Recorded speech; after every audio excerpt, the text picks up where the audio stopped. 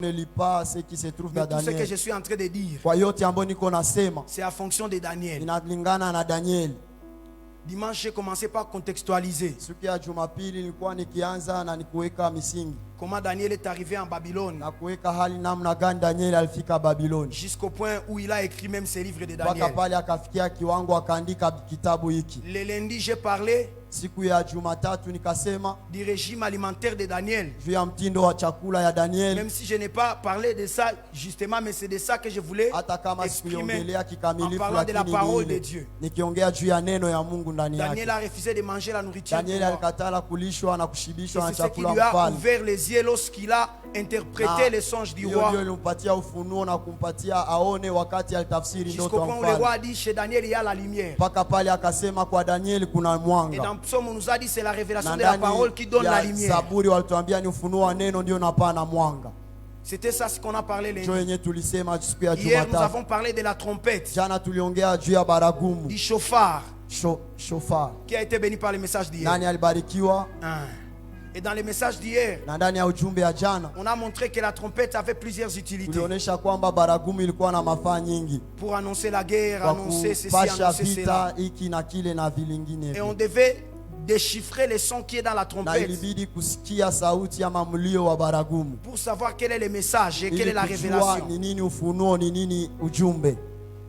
Et Daniel aussi à son époque, Na Daniel pia kwa wakati wake, dans Daniel chapitre 2, ndani ya Daniel sura 2, une trompette avait sonné. baragumu moja ikapiga, Le roi a eu un songe. mfalme akapata ndoto C'est devenu une alerte dans tous les na pays. ikakuwa fujo ndani ya mji, Mais il n'y avait pas celui que Psaume 89 a dit qui est erré de reconnaître les sons. lakini hakukukuwa yule ambaye Zaburi iliongea kwamba na heri Et le kusikia roi voulait sauti, tuer tout le monde na mfalme alipenda auwe watu wote parce qu'il ne comprenait pas les sons de la sababu trompette. hakusikia mlio wa baragumu. Jusqu'à ce que Daniel aille la Mpaka pale révélation. Daniel akapata ufunuo, Il a dit à Arioch, akaambia Arioch le général du roi, aliyekuwa jemadari wa ne tuez mfalme personne. ya kwamba msimuue Moi, mtu. je vais aller demander celui qui a sonné la Mimi trompette. nitenda uliza aliyepiga baragumu Quel est le message de la ni nini trompette? ujumbe ya baragumu. J'aimerais dire à quelqu'un, Nilipenda niambie là où mtu tout le monde devait mourir, ambapo wengi wangepashwa la kufa, révélation redonne la vie. ufunuo inaleta Tous les uzima. sages devaient mourir. Wote wangepashwa Mais à kufa, cause de la lakini révélation, juu ya ils ont ufunuo retrouvé la vie. wakapata uzima. Tant que tu n'as pas encore la Wakati yote révélation, hauyapata ufunuo de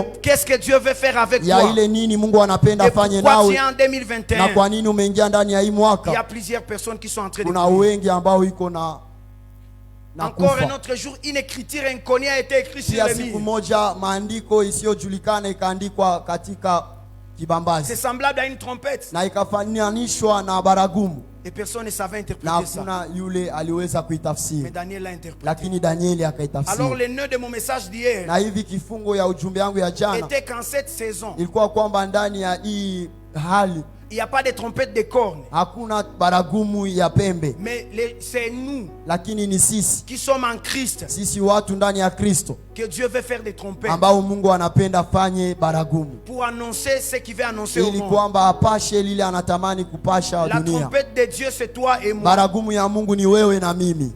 L'apôtre Paul ne dit-il pas Mtume Paulo haongei que ma vie est une lettre ouverte ya kwamba maisha yangu ni barua inayofunuliwa que Dieu adresse au monde? ambao Mungu anaonesha Il y a dunia. un message dans chacun de nous Kuko ujumbe ndani ya kila que mmoja Dieu wetu va placer. na ile Mungu Il y a des ataweka. choses que Dieu veut faire pour nous, Kuko vile vye Mungu anapenda afanye kwetu, mais pas seulement pour nous. lakini si kwa ajili yetu Il veut tu, faire aussi d'autres choses lakini anapenda afanye dans vingine notre environnement katika mazingira en yetu se servant de nous kwa kukutumia sisi comme des trompettes. kama vile baragumu. Dans ces pays, Ndani ya hii il nchi y a une dimension que Dieu veut amener kuko hatua ambao Mungu anapenda alete en se servant de toi kukutumikisha wewe comme l'instrument. kama vile chombo. Alors sois l'instrument Sasa entre les mains ukuwe de Dieu. chombo ndani ya mikono Sois ya Mungu, l'instrument entre les mains kuwa de Dieu. chombo ndani ya mikono ya Mungu. Est-ce que quelqu'un est béni? Je, mtu anabarikiwa. Hier, j'ai oublié de mentionner une chose. Jana nilisahau kuongea kitu, C'est ce qui va même m'amener dans les messages na ni d'aujourd'hui. ile ndiyo itaniingiza ndani ya ujumbe ya leo. La trompette, on la jouait aussi Baragumu walikuwa wakicheza, lorsqu'on voulait donner les sacrifices. walikuwa wakipiga ama kuililisha wakati walitamani kutoa Après zabihu, avoir égorgé, kisha kuchinja. quand on met le feu, Wakati wanaweka moto, on sonnait la trompette. walikuwa wanapiga baragumu. Je me demande, Ninajiuliza quel est le rôle de la trompette ni là où on nini est en train de donner kazi une ya baragumu ambapo wanatoa sadaka. Dans Daniel chapitre 3, ndani ya Danieli sura 3, les rois fabriquent une statue, mfalme anajenga sanamu, une idole. sanamu ya Mais kiungu. avant d'adorer l'idole, Ila mbele ya kuiabudu on sonne wanapiga les chauffards. baragumu. Je me demande, Najiuliza, pourquoi dans les sacerdoces de Dieu, kwa nini ndani ya ukuhani wa la Mungu présence de la trompette, uwepo wa baragumu, et dans les sacerdoces de na Satan, ndani ya ukuhani wa il shetani y a aussi la trompette. uko pia baragumu? Quel est le rôle de la Ni trompette? nini kazi ya Que fait la baragumu? trompette? Baragumu inafanya Et nini? j'ai compris Na nikaelewa que la trompette ya avait kwamba aussi baragumu pia ilikuwa la capacité d'ouvrir na uwezo wa la kufungua porte du monde mlango spirituel. ya ulimwengu wa kiroho, Pour que Dieu vienne récupérer ili l'offrande kwamba Mungu akuje chukua sadaka et pardonner les péchés du na peuple. kusamehe zambi za Il taifa. fallait que la trompette sonne, Ilibidi baragumu ipige que la porte ili s'ouvre kwamba mlango et que ifunguliwe l'on autorise Dieu na waruhusu Mungu à venir opérer sur la kuja terre. fanya kazi Et duniani, pour que les démons de Nebuchadnezzar na puissent aussi ili kwamba entrer mapepo ya Nebukadnezar et ingie qu'on les adore, na waiabudu, il fallait aussi que la trompette ilibidi sonne. pia baragumu ilie. Voilà pourquoi Dieu fait de nous des Tazama, ndio trompettes maana Mungu anatufanya baragumu avant de venir agir dans mbele ya notre vie, kukuja kutumika ndani ya maisha avant que yetu, Dieu agisse dans nos familles. mbele ya kwamba Mungu atende ndani ya jamaa Il a zetu. besoin que nous les trompettes, Ana haja kwamba sisi baragumu que l'on se mette à genoux tupige magoti et que l'on ouvre les na ciels. tufungule mbingu. Nous avons la capacité Tuko na uwezo de dire un mot sur la ya terre kuongea neno duniani et que le ciel s'ouvre. na mbinguni Voilà inafunguka. pourquoi j'ai commencé Tazama, ndio maana en nous nilianza demandant de prier pour notre nikiomba pays. tuombee nchi, Alors que le pays souffre, wakati nchi inateseka, alors que le pays a besoin de voir la main de wakati nchi Dieu. iko na haja kuona mkono wa Mungu. Nous, Église, Sisi nous kanisa sommes les chauffards. tuko baragumu, On doit sonner un son, tunapashwa piga kwa que mlio la porte ili s'ouvre kwamba mlango et que Dieu ufunguke vienne agir na dans notre Mungu pays. aje atende ndani ya nchi. Lorsque ta famille souffre, Wakati jamako toi inateseka, qui es la trompette de Dieu, wakati baragumu wa Mungu qui a la révélation de ce que Dieu veut de toi, ambaye ni wewe, ambaye uko na ufunua ile Mungu anahitaji kwako, sonne la trompette piga et baragumu autorise Dieu de na venir agir ruhusu dans Mungu la... akuje dans kutenda la ndani famille. ya jamaa yako. Alléluia. Amen. Le son de la trompette, Mlio wa baragumu ou soit ta prière, ama maombi yako c'est l'autorisation légale ni ruhusa qui inayojulikana rasmi ya kirasmi que tu donnes à Dieu ambao unapatia de Mungu venir opérer dans ta vie. aje atende ndani ya maisha yako. Alors, retiens ceci. Sasa shika hii, Toutes les fois que tu refuses de prier, wakati yote utakataa kuomba, tu ne te rends pas un bon service. haujitumikie vizuri, Parce que tu es en train d'interdire Dieu de venir sababu agir. unakataa Mungu aje atende. Alléluia. Amen. Proverbe chapitre 27, Methali 27 verset 25. mstari wa Verset premier, 25, verset premier. mstari wa kwanza. 27, 1. 27 Proverbe. moja. Je lis au nom de Jésus. Nasoma kwa jina la Yesu. Ne te vante pas du lendemain, Usijisifu kwa ajili ya kesho, car tu ne sais pas kwa maana hujui ce qu'un jour peut enfanter. yatakayozaliwa na siku moja. On lit aussi Actes des Apôtres, Matendo ya Mitume 4, sura 4 36. 36, Et on ne va plus lire. na hatutasoma tena. Acte 4, 36. Matendo ya Mitume 4 36. Joseph, Na Yusufu surnommé Barnabas aliyeitwa na mitume Barnaba par les apôtres, kwa mtume, ce qui signifie fils d'exhortation, ambaye maana yake ni mwana wa faraja, et originaire de Chypre. Amen. Mlawi asili yake ni mtu wa Kipro. Amen. Alléluia. Amen. Alors, Sasa quand on reconnaît qu'on est un chauffard de Dieu, wakati tumegundua kwamba sisi ni baragumu ya Mungu, on doit aussi connaître ceci. tunapashwa jua pia, Lorsque Dieu veut bénir quelqu'un, wakati Mungu anatamani abariki mtu, il utilise les hommes. anatumikisha watu. Lorsque Dieu veut bénir un homme, Wakati Mungu anatamani abariki mtu, il lui envoie les hommes. anamtumiaka Parce batu, que Dieu travaille avec les hommes. maana Mungu anatumika na watu. Quand tu connais que je suis un instrument de Wakati Dieu, unajua kwamba we ni chombo cha Mungu, et tu connais qu'un autre peut aussi être un na instrument de Dieu, unajua kwamba mwingine vile anaweza kuwa chombo, tu ne négligeras personne. hautadharau mtu, Parce que Dieu peut se servir de lui maana Mungu anaweza pour mtumikisha venir agir dans ma ili vie. kwamba aje atende ndani ya maisha J'ai yako. besoin de voir la main de Niko na Dieu. haja ya kuona mkono wa Mungu, Mais si elle déchire le ciel, elle descend comme ça, lakini akapasua mbingu na kushuka, tu peux t'évanouir. unaweza anguka na tension. Voilà pourquoi Dieu utilise la main d'un Tazama, autre ndio maana Mungu anatumikisha mkono ya pour mwingine venir te ili toucher. aje akuguse. Daniel aussi savait ça. Danieli pia alijua ile, Lorsque on les rencontre que le roi veut tuer tous les wakati sages. mfalme anatamani auwe wote wenye hekima, Daniel s'est dit, Danieli akajiambia, j'ai un don, mimi niko na karama, j'ai un talent, niko na kipaji, mais je dois aussi associer. lakini pia inabidi ni Mes trois ambatanishe warafiki zangu, Parce que Dieu peut ne pas passer par sababu moi. Mungu anaweza kosa nipitia, Et il passe aussi par mes ila amis. atapitia warafiki zangu. Alléluia. Amen. Et très souvent nous savons que Na c'est mara nyingi Daniel tunajua kwamba ni Danieli qui a interprété les songes aliyetafsiri ndoto, et qui a trouvé l'interprétation. aliyepata utafsiri. Mais moi je me dis quelque Lakini part, najiambia saa moja, il paraît que c'est Daniel qui était allé chez le inawezekana ni roi. Danieli ndiye alimwendea mfalme, Mais là derrière c'est entre lakini nyuma Shadrach, Meshach et yake ni Abednego, il y a katikati ya quelqu'un qui lui Shadrake, avait dit, Meshake na Abednego, kulikuwa mtu aliyemwambia, mzee, mie niliona hivi na hivi, enda ambia mfalme papa, hivi na j'ai vu hivi. ceci, va dire au roi ceci Parce et que cela. lorsqu'on a voulu élever Daniel, Sababu walipotamani kumuinua Daniel Danieli, a dit au roi, Danieli aliambia mfalme, roi, ce n'est pas à moi qu'il faut mfalme élever. haiko kwangu njo kwa kuinua, Élève mes trois amis. inua marafiki zangu. Alors s'il ne lui avait aidé à Sasa rien, kama habangemsaidia kwa kitu, Daniel ne pouvait pas se Danieli souvenir d'eux. hangewakumbuka. Aujourd'hui nous connaissons que c'est Leo Daniel qui a tunajua kwamba interprété ni les Danieli songes. ndiye alitafsiri ndoto, Mais moi je soupçonne lakini mimi nashakia que c'est Daniel qui est allé ya vers kwamba ni l'avant. Danieli ndiye aliendea Comme mbele. moi je suis en train de parler ici. Japo gisi mimi naongea hapa, Peut-être que les choses que j'ai dit, saa zimoja inayoyaongea c'est un frère qui est assis là derrière qui me les a ni soufflés. ndugu njo aliniambia kwa Et sikio, tout le monde dira c'est na Crispin qui wote a dit ça. watasema ni mtumishi Crispin ndio alisema ile. Quand on veut m'élever, Wakati watatamani kuniinua, je vais dire non. nitasema hapana, C'est Jospin qui me les a ni dit. Jospin njo aliniambia. C'est ce que Daniel a fait. Jo yenye Danieli alifanya, Parce qu'il a reconnu sababu alitambua que Dieu ya kwamba Mungu passe par les hommes. anapitia watu. Alléluia. Amina. Est-ce qu'on est sur la même Je longueur tuko d'onde? pamoja. Regarde ton voisin. Ona jirani, Dis-lui c'est par toi que Dieu va mwambie ni passer. kukupitia njo pour me Mungu bénir. atakupitia Je ne juu te anibariki. néglige pas. Sikudharau. Hein. Usizarau Yes. mtu. Ne néglige personne. Alors c'est ce soir, Sasa magharibi ya leo nous allons étudier un personnage merveilleux. tutazungumzia bwana moja mzuri On appelle Barnabas. ambaye jina lake ni Ce soir Barnaba. nous sommes à l'école de Barnabas. Magharibi ya leo tuko kwa chio cha Barnaba. Il y a 5 points Kuko nukta tano dans la vie de Barnabas ndani ya maisha ya qui Barnaba nous intéressent. ambao itatuhusu. Barnabas, Barnaba, ma Bible Biblia yangu dit que son nom signifie fils d'exhortation. inasema kwamba jina lake inamaanisha mwana wa furaha, Mais la version d'Arbi, lakini version ya Darby ma version préférée, ninaoipenda dit que ce nom-là, Barnabas, inasema kwamba jina ile ya Barnaba signifie fils de la consolation. inamaanisha mwana wa faraja. La version du semeur Version ya Semer dit que inasema Barnabas ya kwamba Barnaba signifie fils d'encouragement. anamaanisha mwana wa kuleta Ou bien moyo celui qui encourage. ama anayetia moyo. Alors je me pose la Sasa question, najiswali, pourquoi un nom kwa nini jina peut moja avoir plusieurs traductions? inaweza kuwa na tafsiri nyingi? Un dit fils d'encouragement, Mmoja anasema mwana wa kutia l'autre dit moyo, fils de consolation, mwingine anasema mwana wa faraja, et l'autre dit fils na d'exhortation. mwingine anasema mwana wa Moi j'ai pris kufunza. ces trois, Nikachukua yote tatu, consolation, faraja, exhortation kufundisha et na encouragement. kutia moyo, Je les ai vus d'un même angle. nikavitia vyote kwa njia Dans moja 1 Corinthiens 14 katika et 3. Wakorinto wa kwanza 14 sura 3.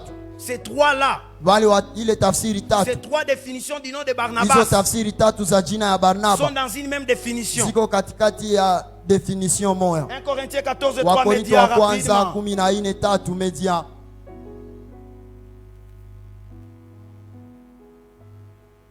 Wakorinto wa kwanza S'il y a 14. quelqu'un dans l'assemblée qui trouve, il peut lire. Kama kuna mtu ndani ya mkutano anayepata anaweza soma. Amen. Amen. Oui. Celui qui prophétise parle aux hommes. Il les édifie, les exhorte et il les console. Amen. Amen. Ce sont là les trois significations Ni du nom hizo de maana Barnabas. tatu za jina ya Barnaba. Donc Barnabas, il est le fils de l'édification, Inamaanisha kwamba Barnaba ni mwana wa kufunza, fils d'exhortation, ni mwana fils de consolation. wa faraja. Ces trois mots-là Na hizi neno tatu renferment un mot inafunga neno qu'on moja appelle prophétie. inayoitwa unabii. Barnabas peut Barnaba signifier anaweza maanisha les fils de la prophétie. mwana wa unabii. Ce nom, c'est un nom grec, Hii jina ni jina mais qui Kigiriki, tire sa racine dans l'araméen. ila inatoa mizizi Et yake ndani ya Barnabas, on peut Aramea. les couper en deux. Na jina ya Barnaba inaweza gabuliwa mara Bar pili, Bar et Nabas. na Nabas. Bar signifie Bar inamaanisha fils. mwana, Et Nabas na Nabas vient de la racine Nabi, inatoka ndani ya mzizi wa nabii Nabal, ama Nabal, qui peut signifier ambayo prophétie. inaweza maanisha unabii, Mais le mot prophétie dans la ila version Louis neno II, unabii katika version Louis II dans 1 Corinthiens 14 ndani ya 3, Wakorinto wa kwanza dans la 14:3, version de la Passion, ilo version ya la on Passion ne parle pas vraiment de la prophétie. hawaongee juu ya unabii. Ce n'est pas la prophétie comme on dit je suis en train de voir et Haiko je unabii prophétise. jinsi Non. wanaweza sema niko naona na Mais on tabiri, dit c'est lui qui donne une ila révélation wanasema anayepana ufunuo prophétique, ya kinabii, console, anafariji, exhorte anafunza et il édifie. na anafundisha. Donc Barnabas Na Barnabas signifie les anamaanisha fils mwana de la révélation. wa ufunuo. Est-ce que quelqu'un comprend ce que je suis en Je train de mtu dire? anaelewa yeye niko naongea? Barnabas Barnaba signifie anamaanisha les fils de la mwana révélation. wa ufunuo.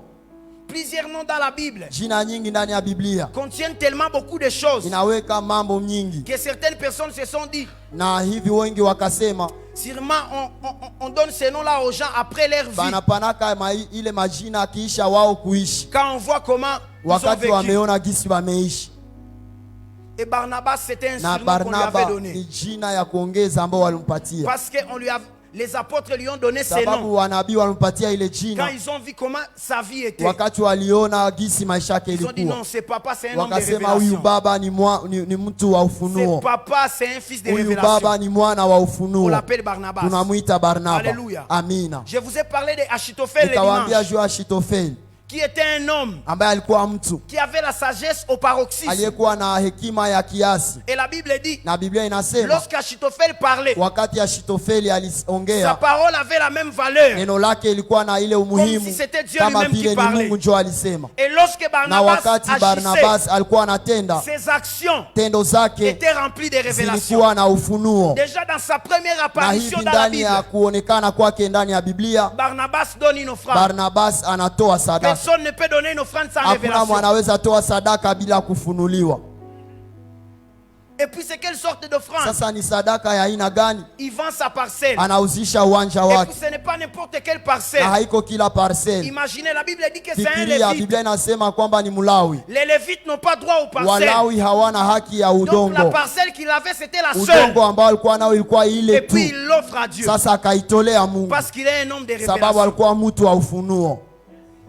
Est-ce que je peux avancer? Je naweza endelea. La seule parcelle qu'il avait, Udongo ule wa pekee il donne ça à Dieu. akaupatia Il était Mungu. un lévite. Alikuwa Il Mlawi, n'avait même pas droit d'avoir cette seule hakukuwa na parcelle. haki ya kuwa na ile udongo. Dans mon commentaire, on dit, Katika tafsiri yangu wanasema, dans les commentateurs sont en train de dire, watafsiri wanaongea c'est possible que c'est sa femme qui ya avait kwamba cette parcelle. inawezekana mke wake ndio alikuwa nayo. C'est ce que les commentateurs Ndio disent. gisi watafsiri Et il wanasema, a pris ça. lakini Il a akaikamata offert par révélation. akaitoa kwa ufunuo C'est ce que Dieu veut faire. ya ile ambayo Mungu alipenda afanye naye. Les commentateurs enchérissent en Watafsiri disant wanazidisha na kusema que c'est possible ya kwamba que inawezekana Barnabas ait été avec Barnaba Jésus. alikuwa pamoja na Yesu Parmi les 70 miongoni disciples mwa wale 17 que Jésus a envoyés ambao Yesu alituma avec l'onction de guérison. pamoja na upako ya uponyaji. Est-ce que je suis en train d'enseigner? Je niko nafundisha, C'est possible. inawezekana. Je ne le prouve pas parce que la Bible ne le dit pas Sikamilishe clairement. maana Biblia haifunue. Et Origène, Na Origene il est en train de dire ceci. anaongea C'est possible aussi ya kwamba que inawezekana l'épître aux Hébreux pia waraka wa Ibrania soit à Barnabas. ilikuwa ya Barnaba, Mais Origène se réserve lakini Origene parce anajinyamazia, que Barnabas ne s'attribue pas cette épître. maana Barnabas haikamati, Il ne se présente pas comme Paul. ajitambulishe kama Paulo, Mais c'est possible lakini que inawezekana cette épître lui ya kwamba appartienne. waraka hii ni Et yake. quand il lit l'épître aux Na Hébreux, unaposoma barua ya tu Waebrania vois que c'est la vie lévitique qui est unaona exprimée kwamba ni dedans. maisha ya Kilawi ambayo inawekwa wazi, C'est la vie ni sacerdotale. maisha ya ukuhani, Parce que Barnabas était un maana lévite. Barnaba alikuwa Mlawi. Alléluia. Amen. Mais deuxièmement, Na jambo ya pili, il y a la vie de l'esprit kuna maisha ya roho dans Hébreu. ndani ya Waebrania.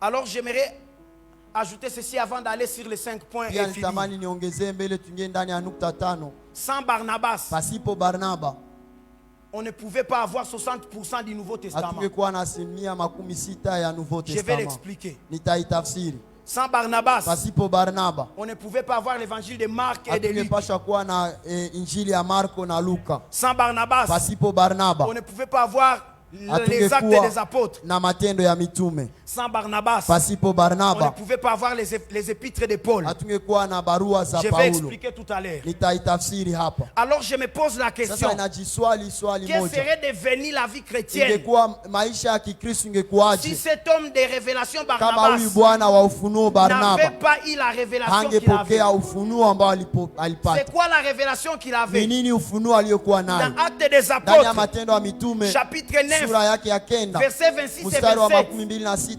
Alors que 27, Paul vient de se wakati convertir, Paulo amegeuzwa il allait à Damas, akaendea Damasiki, il rencontre Jésus, akakutanana na il Yesu, donne sa vie à Jésus. akatoa maisha yake kwa Ananias Kristo. prie pour lui, Ananias akamwombea, Ananias le baptise. Anania akambatiza. Paul commence à prêcher à Paulo Damas. akaanza hubiri Mais Damasiki. quand Paul retourne à Jérusalem, Wakati Paulo alirudia Yerusalema, les apôtres disent, wanabii Tiens. wa mitume wakasema, hatuwezi muitika hata ce kama monsieur on ne shaokoka, peut même jamais. pas accepter, même Pierre- s'il Paul. est sauvé. Paulo Il a tué Étienne, on était en train de aliua voir comme ça. Stefano hivi kumacho yetu. Kisha leo atuambie naye shanza Et beba Biblia. maintenant aujourd'hui il tient aussi la Bible. Zile ni stratégie zabo. Ce sont ces Wanataka stratégies. tuingiamo. Ils veulent nous infiltrer. Pierre, Jean, Jacques ont Paulo, rejeté Paul. Yohane C'est ce que na Paul dit Yakobo dans Galates. wakamkataa, ni ile anaongea ndani ya Les Galati. colonnes lui ont rejeté. Wakamkataa, On a dit on ne veut pas de lui. wakasema Sa hatumpendi. conversion n'est pas sincère. Kubadilika kwake, On n'a wokovu pas yake besoin si de lui kamilifu, d'ailleurs. hatumpendi D'ailleurs, il kwanza. n'était pas avec Kwanza Jésus. hakukuwa na Yesu, On l'a rejeté. kwanza wakamkataa. Mais c'est Barnabas Lakini ni qui Barnaba allait prendre Paul. ambaye alikamata Il s'est dit, Paulo, ce jeune homme, on le rejette. akasema huyu Mais moi, anamkataa, je suis un fils lakini de mimi révélation. niko mwana wa Je vois quelque maufunuo. chose de grand en Ninaona lui. kitu ndani Je la mwake, porte à l'église. ninamkamata na Barnabas muingiza est venu à kanisani. Pierre. Barnaba Il a akakuja dit, kwa Pierre, Petro, akasema ce Petro, jeune homme, vous huyu ignorez ce mtu qui est en ambaye lui. Mais comme je suis un fils de lakini révélation, sisi niko mwana wa je vois ufunuo. que Dieu va faire de Ninaona grandes Mungu choses atafanya avec vitu lui. vya ajabu pamoja naye. Un homme avait dit, Na mtu mmoja akasema, apôtre wakaita Barnabas les apôtres pembeni. ont appelé Ça, c'est Barnabas, son commentaire, na ile son tafsiri imagination. yake ni kuwaza Kwa sababu kwake. wakamuita pembeni. Ils ont appelé ce Wakamwambia, messier. tunamuitika juu Je yako. dis, nous l'acceptons à cause Vyote de toi. vitakuwa viko Tout kichwa. ce qui viendra de lui, c'est Ule ni sur ta muuaji, tête. ule Il est hachezake. meurtrier, il ne joue pas. Ule ni muuaji. Il est meurtrier. Mais Barnabas a dit, Mais Barnabas akasema, il était païen, alikuwa il est mpagani, chrétien, amekuwa il a Mkristo, son passé, amekuwa mais na ya acceptons kupita, son présent. lakini tukubali Comme yake nous ya aussi, leo. nous avions Sisi aussi na notre sisi passé. tulikuwa na ya kupita kwetu. Si toi, Dieu t'a Kama wewe transformé, Mungu alikubadilisha, accepte qu'il peut aussi kubali ya transformer kwamba les anaweza autres. badilisha wengine. Si toi, Dieu t'a Kama changé, wewe Mungu tu alikubadilisha, étais mauvais comme tu étais ulikuwa là, mbaya jinsi uko mais Dieu pale, te change. lakini Mungu Mais quand moi je anakubadilisha. viens, je te dis Sasa que Dieu sasa mimi m'a nakuja changé. kwambia, nakwambia Pourquoi Mungu tu anibadilisha. refuses? Jua nini Tu as unakataa? privatisé Dieu, Uliweza pourquoi? kujikangia Mungu, jua Pierre, nini? Pierre, Petro, wewe Petro, ulikuwa unatembea na n'est-ce pas toi mipanga. qui marchais Wewe avec les ulikata épées? masikio za N'est-ce pas watu na toi qui uko na as coupé Yesu. les oreilles avec Jésus? Kisha yeye alikuwa Et anaua, lui, il était en mnapishana train de tuer, kunini? Barnabas Barnabas a dit acceptons-les. Parce que moi je suis un homme de révélation. Je ne peux rejeter personne. J'aimerais dire à quelqu'un, ne néglige personne. Ne néglige personne. Ne néglige personne. Un homme de révélation. Ne néglige personne. Je suis peut-être Benjamin. Mimi ni Benjamina.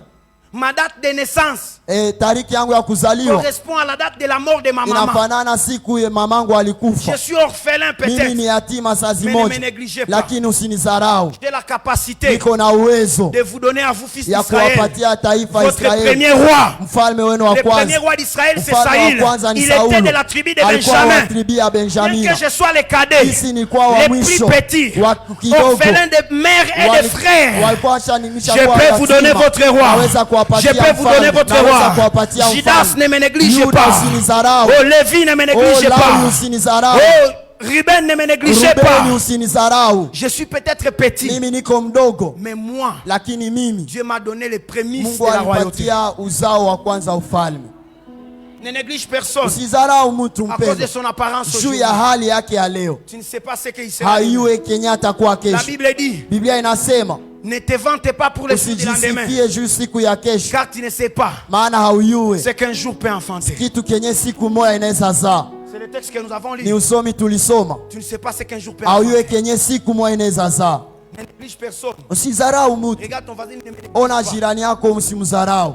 Je n'ai pas de chaussures aujourd'hui. Sina biato leo. Mais tu ne sais pas ce qu'un jour peut en faire. Mais auyo kenye siku moja inaweza zaa. Alors écoutez-moi. Sasa mnisikie. Réfléchissons ensemble. Tutafakari pamoja. Savez-moi quand je lis la Bible. Na naposoma Biblia. Je tiens compte de tous les détails. Mimi naendaka nikikamata yote inayoandikwa. Sizarau wake kitu. On dit vous ne savez pas ce qu'un jour peut en faire. Wanasema auyo kenye siku moja inaweza zaa. Sasa ndio saa kutia ile Proverbe 27:1 tuichumbule. Proverbe 27:1 tuchumbule hayo. Mezali 27:1. Sasa iko saa hizi ma video. Ne te vante pas du lendemain. Usijitapie kesho. Car tu ne sais pas ce qu'un jour peut enfanter. Maana hauye kenye siku moja inaweza zaa. On dit un jour peut enfanter. Wanasema siku inaweza zaa. Si un jour peut enfanter. Kama siku moja inaweza zaa. Donc les jours peuvent aussi tomber enceinte. Kumbe siku nazo zinaweza beba mimba. C'est impossible d'enfanter ça tomber enceinte. Haiwezekane kuzaa bila kubeba mimba. Si un jour peut enfanter. Kama siku kumbe inaweza zaa. Donc un jour peut tomber enceinte. Kumbe siku nao inaweza beba mimba. Alors quand tu me vois quand mon jour est enceinte. Sasa unaweza niona na siku yangu iko na mimba. Ne me néglige pas. Usinizarau. Parce que je ne marche pas dans la vitesse comme toi. Sababu siko nakimbia sawa wewe. Je n'ai pas la vitesse parce que mon jour est enceinte. Sikimbie parce que niko na mimba, siku yangu iko na mimba. Toi tu as la vitesse. Wewe uko naenda mbio mbio. Mais moi mon jour est enceinte. Lakini mie siku yangu iko na mimba. Je marche lentement. Mimi nangu pole pole niko na mimba. Lakini siku moja ndazaa. Il va me donner la vigueur. Comme dit une biche. Tapata nguvu kama vile biche. J'ai pitié des gens qui ont le même âge que toi. J'ai pitié déjà de la même génération que toi. Parce que tu vas prendre une vitesse à telle en sorte que ils ne vont même pas voir la poussière de tes pieds. Je te dis, la vitesse que tu vas prendre, laisse-les avancer. Toi, ton jour est enceinte. Quand une femme elle est enceinte, des fois, elle change même le régime alimentaire. Elle commence à manger des choses bizarres. Alors ça on a c'est mon jour qui est enceinte. Alors lorsque tu me vois toi mange les chips, moi je n'ai pas. Je n'ai pas besoin toi mange de la ça. mayonnaise. Peut-être parce que mon jour est enceinte. Je n'ai rien aujourd'hui, mais je ne me néglige pas parce que je sais que demain je vais enfanter. Demain mon jour va enfanter. Quand la femme est enceinte, elle développe des malaises qui ne sont pas compréhensibles. Ne tombez pas malade souvent. Mais maintenant, commencez à chercher la bonne. Je sens la palpitation. Mais celle-ci n'était pas même malade. Mais maintenant, ça vient. Elle est enceinte. Je suis dans les souffrances, dans les douleurs, parce que je suis enceinte. Et le jour va arriver où je vais enfanter. La Bible dit, nous l'avons estimé, fouetté. Nous l'avons estimé fouetté de Dieu. Il n'avait aucun éclat pour attirer les regards. Et pourtant c'est sur lui qu'est reposé le châtiment de notre salut. Celui qu'on est en train de négliger aujourd'hui, semblable à celui dont on détourne le visage. Dieu peut lui dire, assis-toi à ma droite jusqu'à ce que je fasse de tes ennemis ton marchepied. Que ton jour va enfanter. Watakusalimia kwa heshima. Est-ce que je suis entré d'enseigner? Alors un homme de révélation, ne négligez pas Paul. Il est comme ça. Mais demain Dieu peut faire quelque chose. La première chose à savoir, un fils de révélation, c'est quelqu'un qui prend des risques. Barnabas a pris les risques au prix de son appel.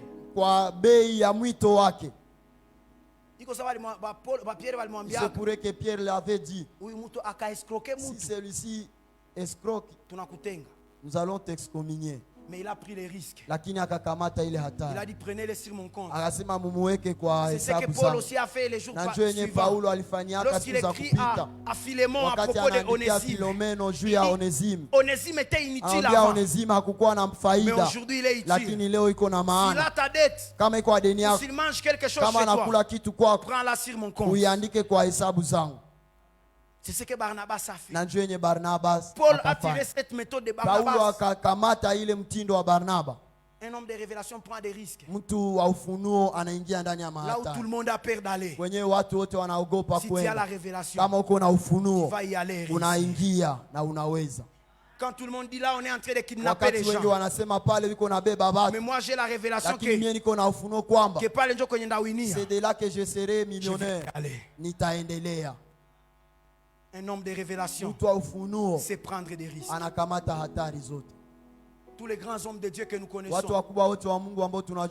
un jour ils ont pris les risques. Et moi je suis en train de demander à Dieu, donne-moi le courage de prendre des grands risques. La foi c'est un risque. Parce que c'est l'assurance. Mais dans les choses qu'on ne voit pas, c'est un risque. J'ai l'assurance que si je fais comme ça, si tu anguka, je ne vais pas tomber. Mais je ne vois pas si kama kuko kitanikamatishi. Je ne vois rien qui va me soutenir. C'est un risque. S'il n'y en a pas, je tombe. Et si je tombe, je peux même mourir. Les hommes de foi, les hommes de révélation prennent des risques là où ils peuvent laisser même leur vie. À risque zéro, il n'y a pas d'intérêt. Qui ne risque rien n'a rien. Tu veux avoir quelque chose, prends un jour les risques. Va à Dubaï. Demande les prix des choses là-bas. Signer, ça maman, il faut quoi signer? Dieu m'a dit que dans l'avenir je serai. Non, c'est un exemple. Dieu me dit que dans l'avenir je serai un politicien. Des fois il faut prendre des risques. Tu vas demander l'audience au gouvernement. Comment tu sauras comment le gouverneur dit comment vous zoguelez? Des fois il faut prendre des risques. On a dit que tu seras un entrepreneur. Des fois prends des risques. Kamata ta madeni. Ingia mukope. Entre dans des coopérations. Si ça tient, tu deviens riche. Toi, tu penses qu'il y a un millionnaire qui n'a pas de dette. Prends même des dettes, prends des risques. Va à Dubaï. Achète cette marchandise-là. Tu prends les risques. Si ça ne tient pas, j'entre en prison. Mais si ça en tient, cette vie de gomme va entendre parler de moi. Élisée a pris des risques. Naman vient. Les rois ont peur de Naman. Il déchire ses vêtements. Il était un problème. Il a dit j'ai un problème sérieux. On me demande de guérir celui-ci. Les rois ont peur. Parce qu'il sait que si Naman ne guérit pas, pays va taper tout le monde. Élisée dit pourquoi tu as déchiré les vêtements? Amenez-moi cette situation. Si ça tient, on saura qu'il y a un Dieu en Israël. Je suis en train de dire si ça tient, on saura que tu as Dieu. Si ça tient, des fois il faut prendre les risques. Vous savez, moi j'aime mon président Yannick. Il a pris les risques de démissionner à la banque. Là où il était sécurisé, il prend les risques. Il commence Nzuri. Demain quand il sera grand, nous serons en train de dire on a vu comment il a commencé. Mais toi tu as vu comment il a commencé. Toi tu étais où? Toi tu étais où? Il a pris les risques. Vous pensez qu'il n'a pas de dette? Vous pensez qu'il a commencé Nzuri avec tout son argent? Non. Mais il a pris les risques. Et demain Dieu va le faire du bien. Et nous on sera en train de voir parce qu'on ne veut pas prendre les risques. On ne peut pas jouer à notre réputation. Barnabas a pris les risques. Et aujourd'hui on a le Nouveau Testament. On a la doctrine chrétienne. Parce que Barnabas avait pris les risques. Je suis venu apprendre à quelqu'un prendre les risques. Est-ce que je suis en train d'enseigner? Dans Acte 11, il prend encore un autre risque. Il y a la persécution. L'église commence à Antioche. Mais aucun des apôtres ne veut aller à lakini Antioche. hakuna mtume hata mmoja mwenye alitika Parce que enda. lorsque l'église a commencé à Maana Samarie, wakati kanisa ilianzia Samaria par Philippe, kwa Filipi, Jean et Pierre wakakimbilia hapo. Yohane na Petro Pourquoi? wakaenda. Parce que la Samarie Kwa c'est nini? toujours en Sababu Israël. Samaria ni ndani ya Israeli. Est-ce que je suis en train de prêcher? Je niko nahubiri. Même si c'est Samarie, Hata kama ni mais Samaria, au moins ils sont fils d'Abraham, d'Isaac et de lakini Jacob wote comme ni nous. bana wa Abrahamu, Isaka na Yakobo. Antioche, Lakini c'est Antiokia dans les milliers de païens. ni ndani ya eneo ya Moi, wapagani. Pierre, si j'y vais, Mimi Petro nikaenda, la culture juive va m'excommunier. tabia za Wayahudi Moi, zitanifukuza. Jean, si j'y Mimi vais, Yohane nikaenda, je suis le fils de Zébédée, niko mwana wa de la Zebedayo, lignée des na sacrificateurs. mimi ndani ya Je ne peux pas kuhani aller vers l'église des siwezi païens. ingia kule. Tous les apôtres ont rejeté l'église Mitume d'Antioche. wote wakakataa kanisa. Je ne trompe pas. Siseme bongo, Ils ont rejeté l'église d'Antioche. wakakataa na Ils ont kuitupilia dit on ne fait kanisa, pas de cette église. wakasema hatuipendi ile Il y kanisa. a des gens qui ne veulent pas prendre des risques Kuko watu benye bakamatake parce qu'ils maamuzi veulent garder leur sababu réputation. wanapenda wachunge ushuhuda yao. Pierre alikuwa anajiambia, Petro se dit, niliingia tu mwa Corneille nikapata problème. je suis entré chez Corneille, il y a un problème. Mumoya. Une seule personne. Alors à Antioche, Alors Antioche, ndakutana kule bamingi. je vais croiser une marmaille des gens. Iko Samaro batanifuku batanitenga Peut-être njo. qu'on va me chasser. Il a refusé de prendre des risques. Akakataa kamata Et maamuzi. Barnabas a dit moi. Lakini Barnaba Moi, akasema j'y vais. mimi nitaenda.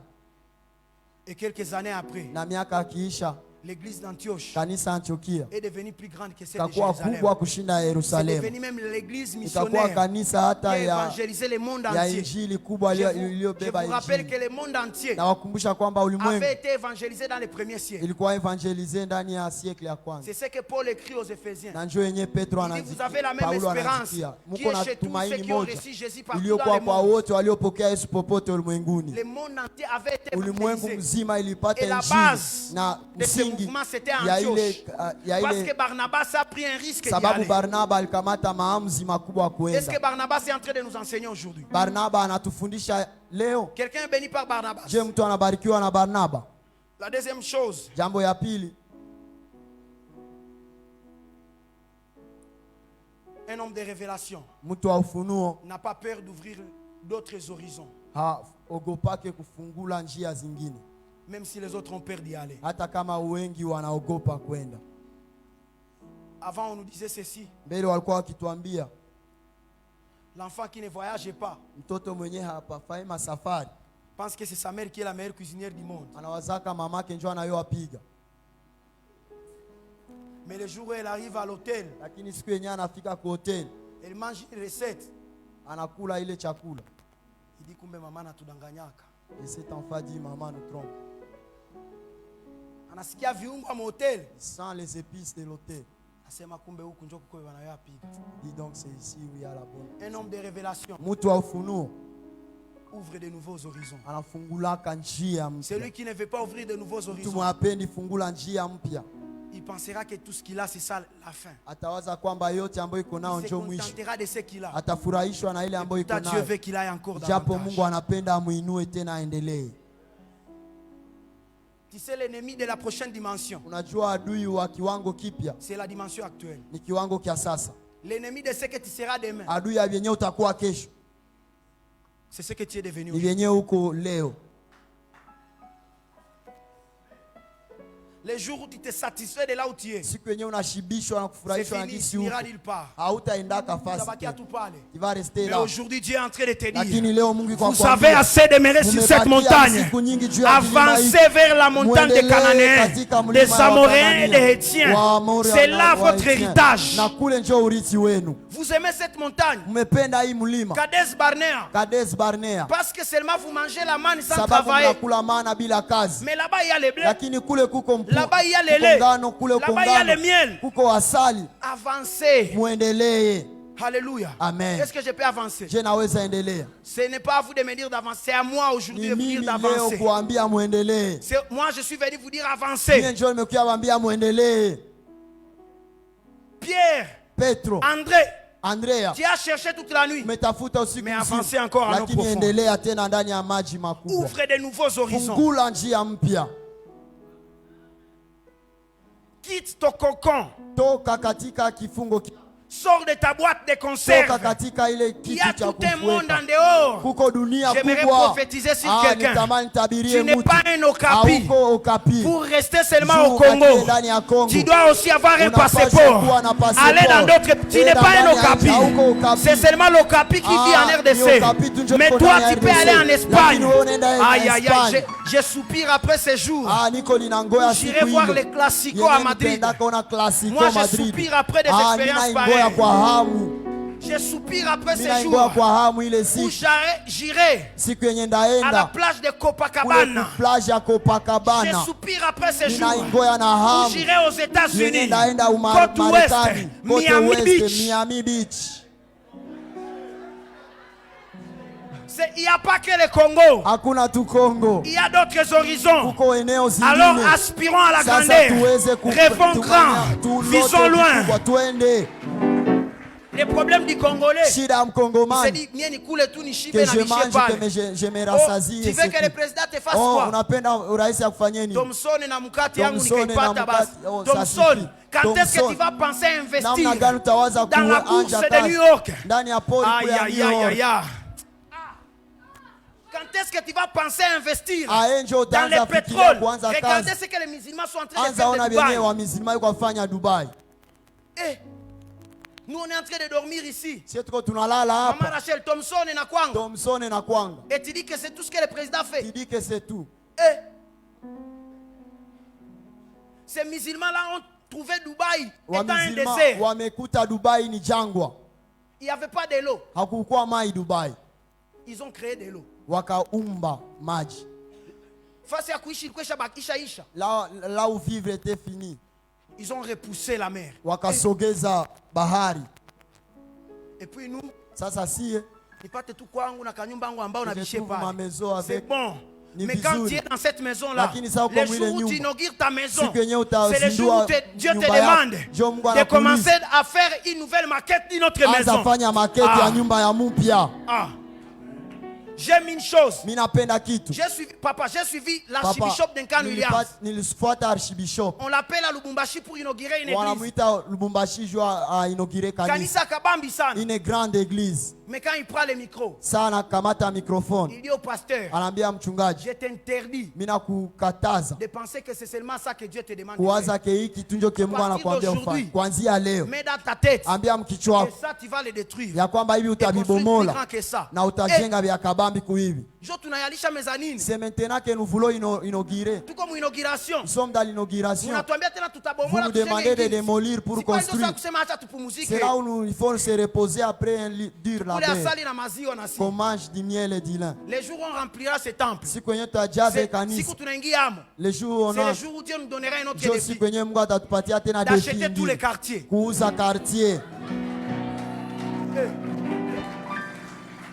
Vous savez, chaque fois que moi j'arrive ici à EGD, je suis fâché. J'avais dit ça à quelqu'un. Je suis fâché. Notre église est comme ça. Mais normal, à notre âge, tu ne peux pas faire ma station coule. Je me dis non. Les jours où notre temple s'est rempli, c'est les jours où nous mettons dans notre tête que Dieu nous appelle à de nouveaux horizons.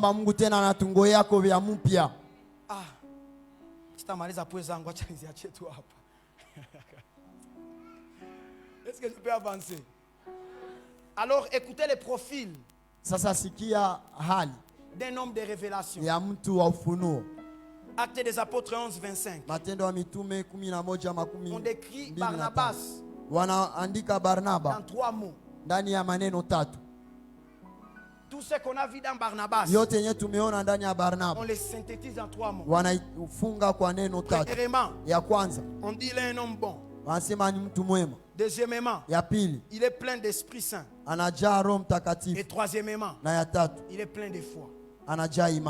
C'est ça un homme de révélation. Il est un homme bon. Vous savez comment tu il y a des gens qui ont un mauvais cœur. Il reçoit les salaires de ces mauvais cœurs. quelqu'un qui il te fait du mal, au mouffé qui tout. Mais il a juste un mauvais cœur. Un homme de révélation a un bon cœur. Il n'est pas problématique. Il y a certains problèmes qu'on doit abandonner. Il y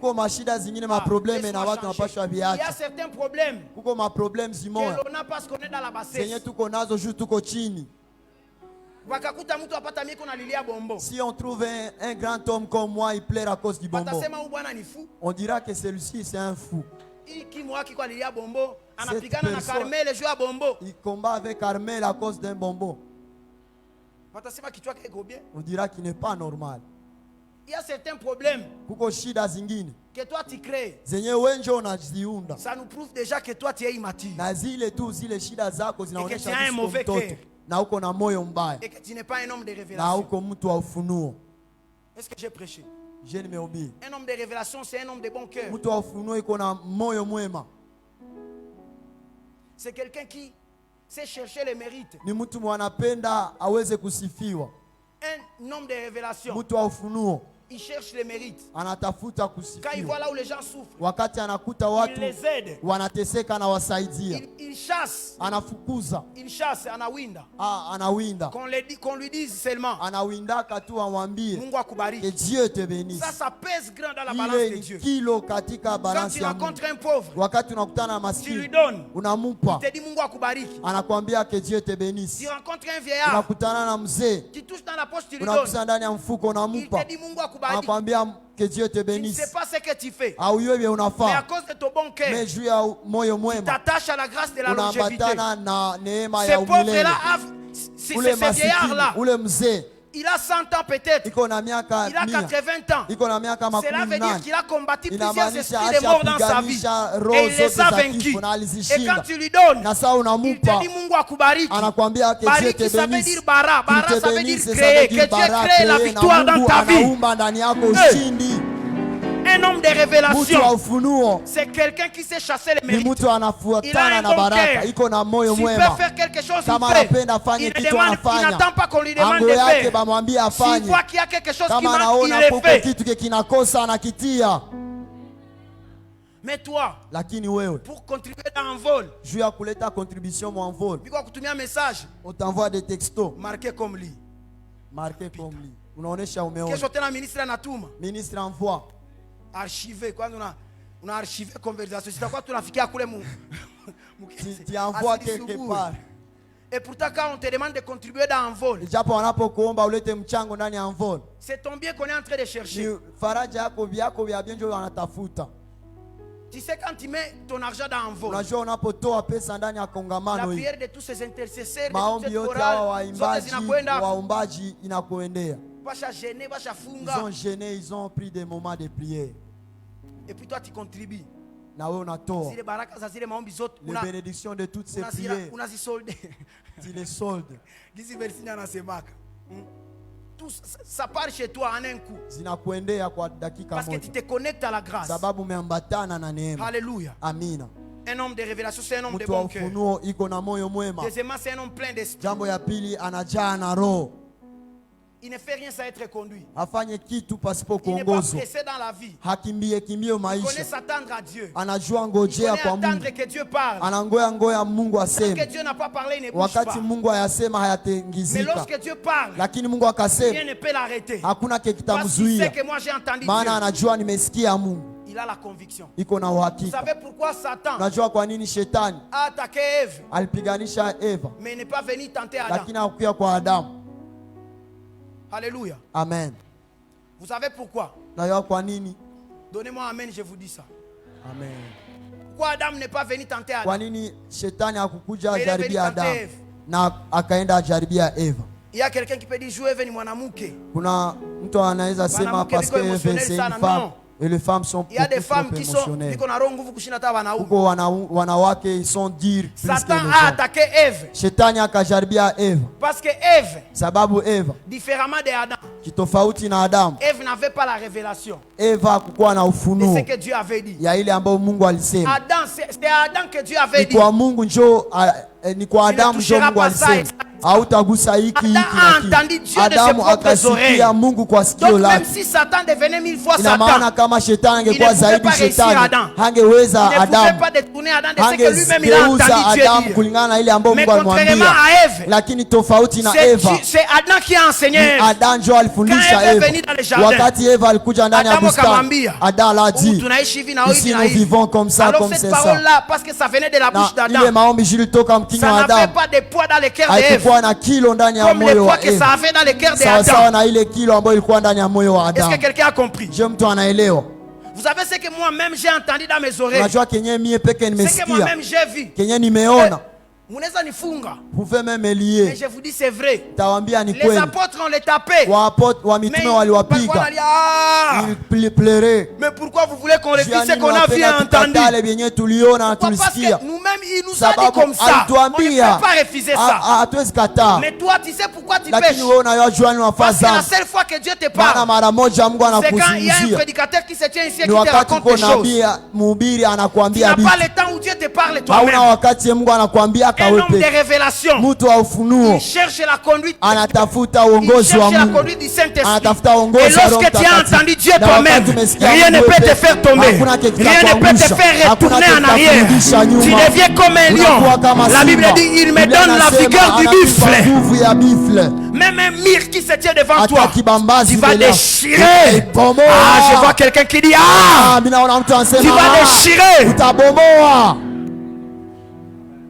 Parce que tu as entendu Dieu toi-même. Il est plein d'esprit. Et troisièmement plein de foi. Parce qu'il sait prendre des risques. Un homme de révélation, c'est quelqu'un qui sait prendre des risques comme je dis. Et dans Acte 11, 25, après le profil de Barnabas, on a dit que les foules sont venues. Quatrièmement, un homme de révélation. Ce que Barnabas nous enseigne. Un homme de révélation, c'est un rassembleur. Il a toujours la manie d'attirer les gens vers lui. Alléluia. Amen. Si tu vois que les gens ne sont pas autour de toi, sache qu'ils ont vu seulement que tu es vide, tu n'as aucune vision. Un homme de vision, il y aura déjà toujours autour de lui. Un homme de révélation, je vous ai dit, c'est celui dont la lampe est claire. Si la lampe est éclairée, il y aura toujours des insectes qui viendront. Un homme de révélation est rassembleur. Le jour où tu remarques que les gens commencent à te quitter, n'écoute pas ces motivateurs de TikTok. Ils te disent non, que celui qui parle laisse-les partir. Oh, il y aura ces gens-là. Ils sont en train de vous tromper. Quand les gens partent, assis-toi. Ce n'est pas un bon signe. Ils sont partis, ils ont vu quoi? Mais toi, de nos jours, on ne force rien. Je ne sais pas. Ça, c'est TikTok, papa. Dans la vie réelle, il faut réfléchir.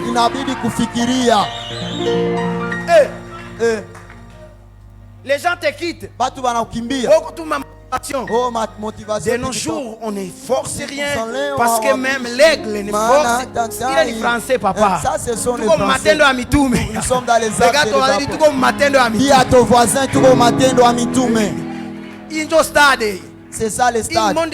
Ça, c'est le monde réel. Ça, c'est TikTok. Il est une TikTok. Et ce n'est pas grave. Ça vient le métavers. C'est plus que TikTok. Parce que ça, dans France, devant la tour Eiffel. Mais ça, réfléchis. Un homme, un kilo avait dit ceci, Talasima, Zonga Mutu. Ce qui veut dire, regarde en arrière. Deviens ce que tu étais avant. Toi, les gens te quittent. Mais tu as dans ta tête mahubiri à TikTok. Tu as un problème. Dis à ton voisin, si c'est ça, tu as un problème. TikTok. Motivation, please. Je vous ai dit, je déteste ça. Et quelqu'un m'a dit, mettez ça sur Internet. Je déteste TikTok. Mettez ça sur TikTok.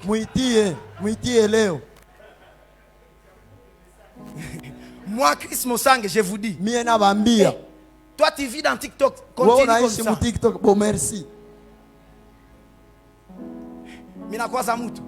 Est-ce que quand on appelle à TikTok, c'est venu de soi. Na bengine biko enda ku TikTok kuhubiri, tunawaencourager baende kuhubiri TikTok pour prêcher. Nous les encourageons à prêcher. Mais kama unaenda kule juu usikie mahubiri za kule. Tu vas là-bas pour écouter. Sasa tunakuhubiri hapa. Alors lorsque nous te prêchons ici, wewe mkichwa mko deja bale ile igra ya ku TikTok. Des prédications de ces gens. Et il y a des gens, quand nous on prêche ici, et ils sont en train de nous calculer dans la tête. Non, j'ai vu une motivatrice. Parce qu'elle est motivatrice. Elle te motive. Elle te motive en quoi? D'aller en enfer. Nous quand on prêche ici, et la foi. Cherche Dieu. Toi dans ta tête motivatrice, ça dit, cherchons l'argent. Cherchons l'argent. Ça c'est motivatrice. Mais la Bible dit, cherchez premièrement le royaume des cieux et toutes les choses vous suivront. Cherchons l'argent, ce n'est pas un verset de la Bible, c'est un verset de TikTok, c'est évangile selon Instagram. Mais dans ma Bible on dit cherchez Dieu. La Bible dit qu'un homme intelligent cherche Dieu. C'est ça ce que moi je crois. Chacun à quoi il croit. Moi je crois à la Bible et du début à la fin. C'est écrit dans la Bible, donc je vais le vivre. Alléluia. Amen. Acte 11, 25. Barnabas voit que l'œuvre à Antioche est devenue grande. Il s'est dit non, non. Je ne peux pas continuer cette œuvre. Il part chercher Paul à Antioche. La cinquième leçon que Barnabas nous apprend. Un homme de révélation. Il sait reconnaître les grâces. Il sait reconnaître les grâces. Il connaît que moi je peux faire ça. Mais mon frère peut le faire mieux que moi. L'essentiel c'est que le nom de Jésus soit glorifié. Vous me voyez, je prêche ici. Vous pensez que je suis le meilleur prédicateur de la JSV? Moi-même, je ne me classe pas dans les top 3. Laisse-moi vous donner mon top 3 de la JSV. Velsigne Hangi, Cédric Kachouchou, Jospin Beneki. Mon top 3 de la JSV. Moi-même, je ne suis pas parmi les meilleurs. Mais ils ont dit, dans des thèmes comme l'impact de la révélation, nous on peut faire ça. Mais on entre en arrière. Quand je prêche, ce n'est pas pour ma gloire, c'est pour la gloire de celui qui nous a appelés. Un homme de révélation, il ne se bat pas. Vous savez, quand Barnabas partait évangéliser avec Paul, c'est Barnabas qui était le chef du ministère. C'était la tête de Barnabas sur l'affiche. Oh, croisade à Antioche. Barnabas Ministries. C'était lui le chef. Mais quand ils arrivent à Lystre, la Bible dit qu'il laissait Paul prêcher. Parce que Paul savait bien s'exprimer. Barnabas savait j'ai reçu Jésus avant Paul. Barnabas était parmi les 120 qui étaient à la Pentecôte. Barnabas s'il aurait dit, lorsque le Saint-Esprit descendait, nous étions là face à face. Toi tu étais là avec les soldats. Les docteurs là, comment on l'appelle? Les chefs de Paul, les pharisiens là. Gamaliel. Ulikuwa na Gamaliel. Sur la tête ici. Toi là-bas, moi je prêche. Mais Barnabas a dit non. Paul prêche. Et quand Paul a prêché, les miracles se sont faits. Et on a dit, non, déjà ce sont des dieux qui nous ont visités. Parce que Barnabas a compris. Et même ces gens-là, ils ont compris. Ils ont compris que c'est Barnabas qui était supérieur à Paul. Parce qu'ils ont appelé Barnabas Zeus. Et Paul Mercure. Parce que c'est Paul qui parle. Ces gens-là savaient. Le ministère n'y a Barnabas. Ce ministère c'est à Barnabas. Mais il laisse Paul nous prêcher. Il doit être Zeus. Parce que Zeus il est le boss. Mais il laisse Mercure parler. Un homme de révélation. C'est connaître que moi je peux faire. Mais si je laisse quelqu'un d'autre venir faire ça, peut faire ça mieux que moi. Cette culture-là, on n'a pas ça au Congo. Aux élections, on a vu quelqu'un postuler à la présidence, députation nationale, provinciale, municipale, mairie. Et puis les élections sénatoriales viennent, ils postulent encore. Et gloire à Dieu, alishindwa fasi yote. Ça c'est quelle mentalité? Donc toi tu veux être partout seul. Na bebali pita kuzi les autres parce qu'il y a des forces bebali pita kuzi les autres. Lui il est au Sénat. Sa femme à l'Assemblée nationale. Son premier fils à l'Assemblée provinciale. Son deuxième fils à la mairie. Donc Congo ni yako. Le Congo t'appartient. Ton fils qui n'a même pas un diplôme d'état. Tu as fait ton suppléant à l'Assemblée. Et les autres qui sont en train de souffrir la biréré.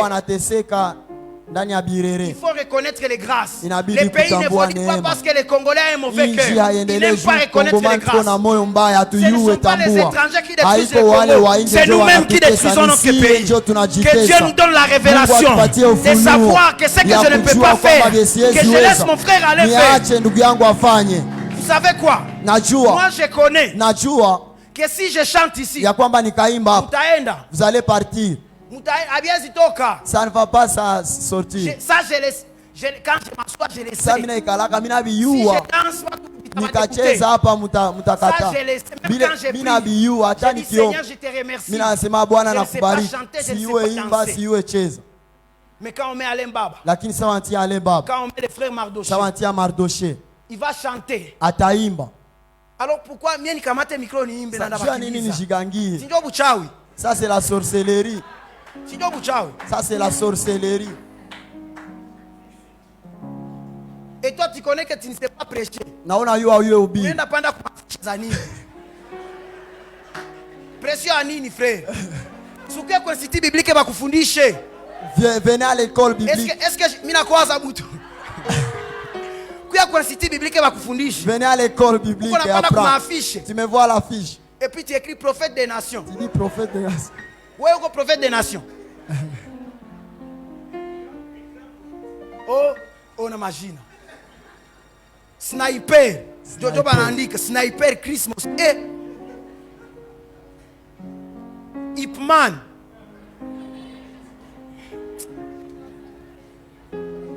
On voit l'affiche. On se dit celui-ci c'est un homme saint de Dieu.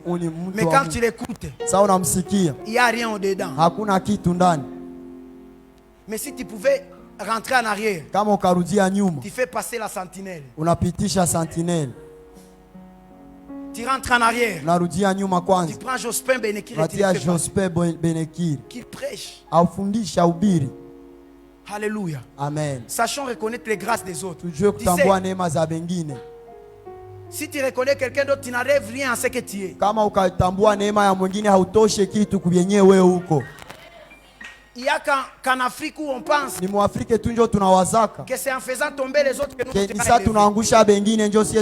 n'est à ta place. Personne n'est à ta place. Chacun a sa place. Arrête de penser qu'il y a quelqu'un qui est à ta place. Personne n'est à ta place. Sois toi, papa. Je répète encore, un Kinois avait dit. Ministre, un Kinois avait dit. Regarde en arrière. Redeviens une personne. Personne n'est à ta place. Et notre addition, la mouka. La mouka. Hey. Est-ce que les Barnabas sont ici? Quelqu'un qui s'est dit, moi je sais reconnaître la grâce de l'autre. Barnabas arrive à Jérusalem. Il voit un jeune homme. Il voit ses petits pêtres importants. Il a pris Marc avec lui. Et à cause de Marc, on a eu l'évangile. Barnabas a pris Marc. Est-ce que vous savez que les deux grands apôtres que nous connaissons se sont disputés la paternité de Marc? Paul dit à Timothée, viens avec mon fils Marc. Il est utile pour mon ministère. Pierre aussi écrit. Mon fils Marc vous salue. Je suis tellement spécial que tout le monde veut être mon père. Pourquoi? Parce que Barnabas l'a récupéré. Barnabas qui lui a récupéré agite à ta paix. Parce qu'il est humble, un homme de révélation humble. C'est Barnabas qui a travaillé sur Marc. L'épaule qui est en train d'appeler Marc son fils a chassé Marc. Paul a chassé Marc. Et même la division entre Barnabas et Paul, c'était à cause de Marc. Et Barnabas a dit, je ne laisserai pas Marc. Paul, tu peux prendre ton chemin. Mais moi, je pars avec Marc. À la fin de sa vie, il est en prison. Paul dit, Marc, c'est mon fils, il est utile. Léo Jonah, il est utile. Tu l'as chassé quand il n'était rien. Aujourd'hui, quand Dieu commence à l'utiliser, tu commences à dire que tu es son père. Si tu me chasses aujourd'hui, le jour où Dieu ne me bénira, ne viens pas. Hey, il y a des gens qui sont comme des Jonathan. Il connaît dans son cœur que c'est David le roi. Et puis il lui dit, toi tu es le roi. Dieu rendra ton nom grand. Je rentre chez le roi. Pourquoi? Il a peur de la vie. Il rentre chez lui à la maison. Il mange toutes ses nourritures françaises. Et David est en train de souffrir dans la brousse. Et puis encore demain matin il vient. Il dit non. Dieu fera de toi roi. Et moi je serai deuxième. Toi tu vas être deuxième. Tu vas mourir. Jonathan, si tu veux être deuxième, comme Joab, viens souffrir avec moi alors que je suis dans la poussière. La Bible dit il prend l'indigent de la poussière. Je suis indigent aujourd'hui, mais demain je peux m'asseoir avec les rois. Une sœur m'a écrit il y a quelques jours, quelques mois. Elle n'est pas ici en ville. Elle m'écrit et me dit non, homme de Dieu, prie pour moi. J'ai dit c'est quelle requête? Elle dit je vais être sincère avec toi. Il y a un frère qui me faisait des avances. Alors moi je lui ai rejeté. Et le frère maintenant il s'est découragé. Maintenant que moi je suis intéressé, je vois qu'il ne me voit même plus. Et pourtant homme de Dieu prie pour moi. Là j'avance. Là j'avance homme de Dieu. Ah, je me suis je me suis assis.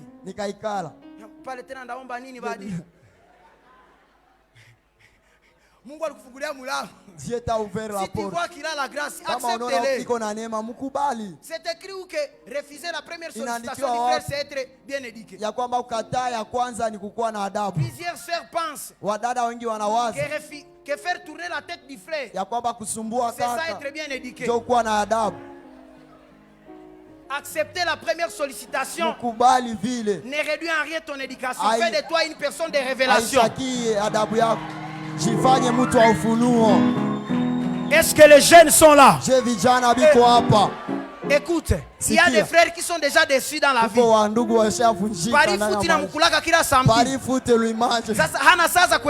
il n'a pas l'état d'insister. Donc blessure intérieure, arrête de les faire souffrir. Si tu as la révélation que c'est lui, non, je vais d'abord bouder un peu parce que Seigneur, si c'est vraiment lui qui vient pour la deuxième fois, il n'a pas l'état de venir pour la deuxième fois. On te dit bonjour. Il n'a pas le temps de venir pour la deuxième fois. Vous savez, il y a des gens qui sont nés et grandis à l'église. Quand il vient te parler, c'est avec Apocalypse et puis il met Daniel. J'ai vu la bête qui montait avec les autres. Et puis toi tu attends qu'il puisse te dire comme à TikTok, comme dans Novelas. Ma soeur, dans cette saison, si tu n'as pas la révélation, tu vas passer à côté de la personne que Dieu a destinée à toi. Si tu as la révélation que c'est lui, s'il boude, s'il n'arrive pas à parler, va vers lui.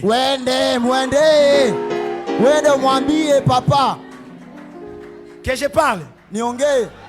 C'est écrit où que c'est les garçons qui doivent aller en premier? C'est écrit où? Imeandikiwa wapi ke garçon ndio anapaswa anza? Ishaandikiwa wapi? Si c'est toi qui as eu la révélation, quelqu'un va me dire non. C'est parce que c'est Adam qui avait parlé en premier. Dieu n'a pas dit que c'est ça le standard. Adam a parlé en premier. Parce que c'est Adam qui était dans les besoins. Et quand il a ouvert les yeux, il a eu la révélation. Il dit non, voici. Mon besoin est exaucé. Alors si c'est toi qui es dans les besoins, pourquoi ne pas parler? Sema. Est-ce que je parle mal? Je nasema vibaya. Nalobi mabe. Nasema vibaya. Merci. Asante. Je parle mal. Mimi nasema mbaya. Ndio. Un homme de révélation sait reconnaître les grâces. Anayua tambua neema. Il sait reconnaître les grâces. Anayua tambua neema. La parenthèse est fermée, rentrons dans les choses spirituelles.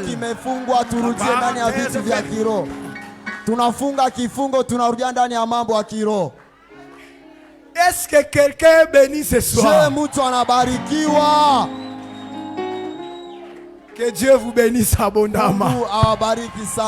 Amen.